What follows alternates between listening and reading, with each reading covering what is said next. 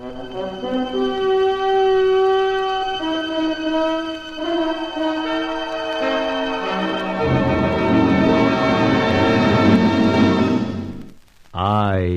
have been here. The Grey Goose, Adventures of a Modern Robin Hood.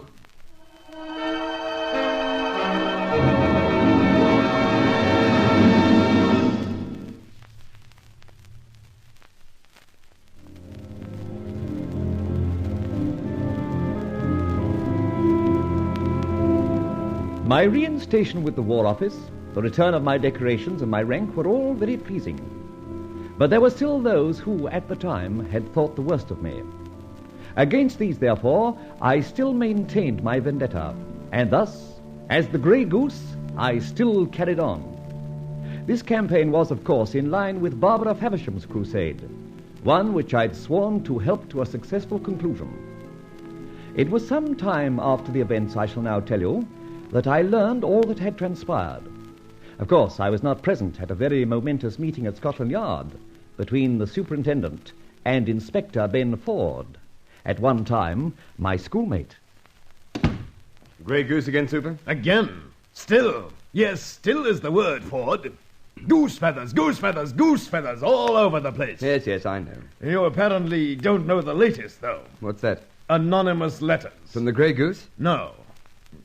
From an enemy of the Grey Goose. Oh, but you surely can't place any credence on anonymous letters. This is going to rock you, Ford. You are apparently a go-getter, a rogue, a disloyal policeman, a friend, listen to this, an interested friend of the Grey Goose himself. Why? How do you like that? I don't like it. Now listen, Super. This is either a very bad joke, or there's something deeper. But so far, I can't put a finger on. Listen. Letter number 1, addressed here.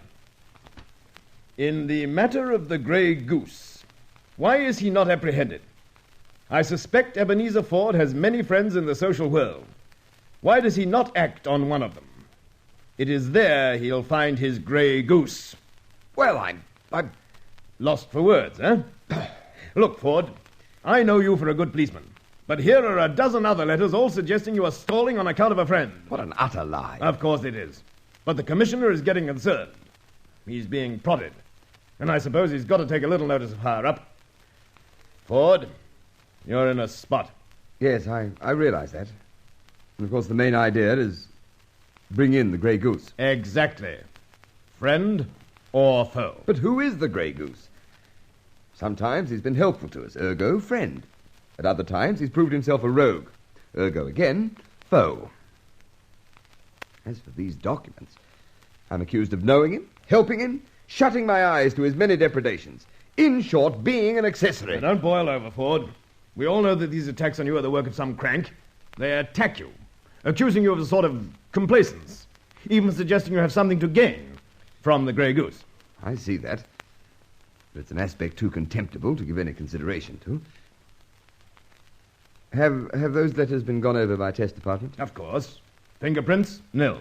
Ink, ordinary. Paper, unknown make, available anywhere. Writing? Yes? By elimination, that of a woman. Oh, well, that's better. Better? How? Well, it does halve the possibilities, doesn't it? So you think you can eliminate the male, do you? If our experts are right, I do think so. In fact, I'm going to track down, if I can, 1, a woman who doesn't like the Grey Goose, and 2, a woman who is also very much in favor of Inspector Ford being rapped on the knuckles, if not sacked. Well, go ahead. And for heaven's sake, bring me a Grey Goose. Or, failing that, a woman with a poison pen. Poison pen, eh? By George, that is something to work on. Super, give me one, any one of the letters. Take your pick, Ford. Any one will do. I want it chemically tested. That has been done. I've already told you. Yes, I know, but I require more exhaustive tests. Perfume? Done, mostly. There was some suggestion of opium. Texture? Done. All right, but there must be other peculiarities somewhere. There are no peculiarities. All right. Maybe it's the paper itself has none, but, well, maybe the place it was bought. The place in which it was written upon. Those are points in which I may find peculiarities. Well, I honestly hope you can get a line on that. Because before we know where we are, the press is going to get onto this, and then the balloon will go up. The press? Why, for heaven's sake, Super, haven't you seen tonight's paper? The press have already got it. And do I get a roasting?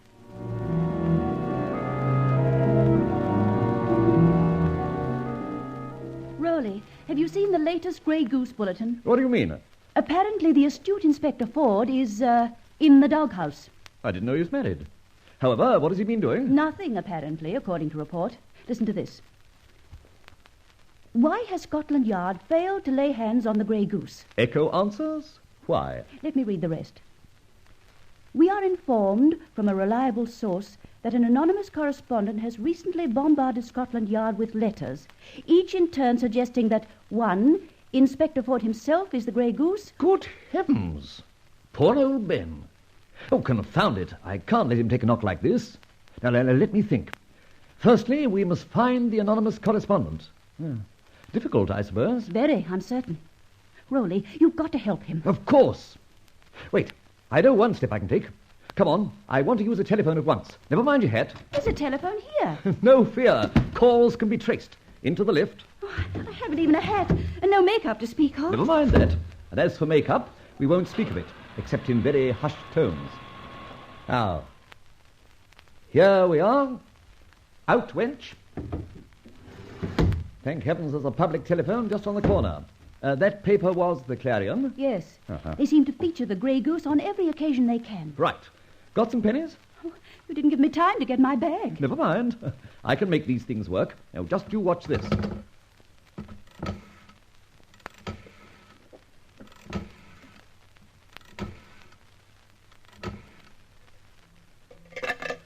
Good heavens. How did you manage that? I just put 2 pennies in like everyone else. Oh. Simple, my dear Faversham. Hello, the Clarion. Good. A news editor, please. Oh, is that you again? Well, this is the Grey Goose here. What do I want? I'm making a demand. Don't interrupt. Kindly refrain from attacking Inspector Ford. Yes, a refrain, I said. Or if that word is too hard for you, stop. The Grey Goose is a one-man concern and has no branches nor collaborators whatsoever. Shut up and listen.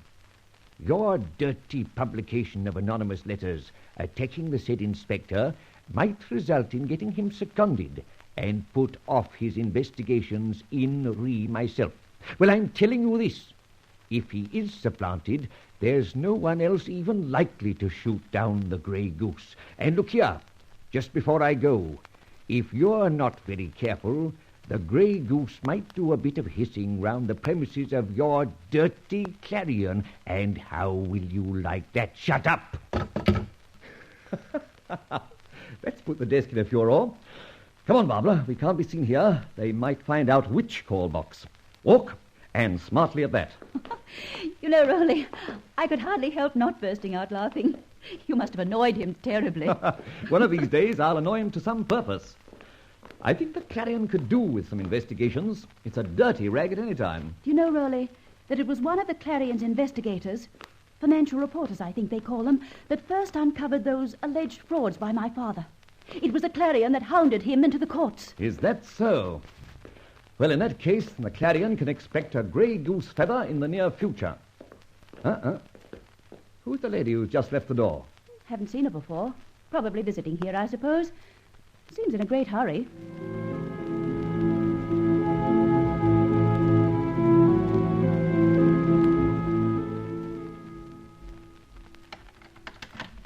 Hello. That's funny. The door's not locked. Oh. Well, we did come out in a bit of a hurry, if you remember. Yes, that's true. Confound it, I've never done such a thing before. They're darn careless of me. Good heavens! What's happened? Oh, what a complete mess. Rolly, your flat's wrecked. I wonder how it could have happened. This flat has been turned inside out. Searched, and very thoroughly, too. Rolly, your feathers. My hat! No, it's all safe. I defy anyone to find them, but I was a bit scared for a moment. Anything taken? Not that I can see. No, apparently nothing. Look, £5 in this drawer. Thieves would never have overlooked that. Dash it, it's a bit disturbing. It is. If someone who was not a thief ransacked your rooms, what were they after? Do you know, I'm worried you may have may have been a bit careless at some time. It isn't possible. No, darn it, it's not possible. Do I smell a peculiar odour? By Jove, yes. A sort of Eastern, eh? That's it. Chinese or Indian. Chinese it is. Yes, and unless I'm very much mistaken, that's been left by someone who's been near opium. Ooh, open the windows, for heaven's sake.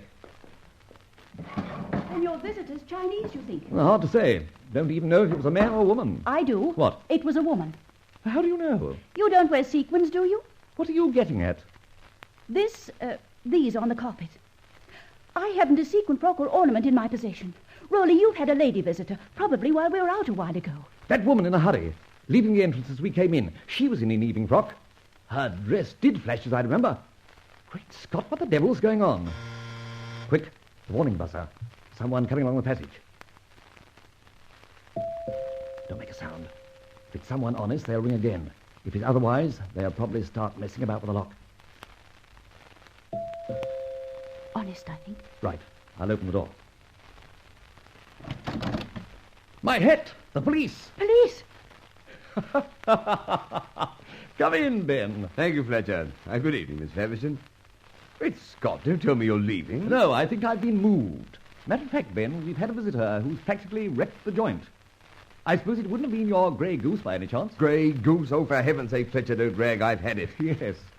I've seen the papers earlier. My hat, the carrion's been after you, hasn't it? I saw the 3 o'clock edition. 3 o'clock? You haven't seen tonight's special edition, I suppose. Look at it. The streamer. Grey Goose comes to defense of Inspector.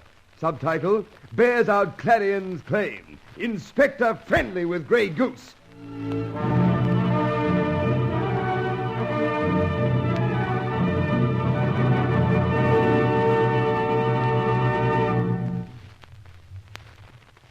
It seems that with the best of intentions, Rolland Fletcher has complicated Inspector Ford's situation. However, we know that further action will be taken by the Grey Goose.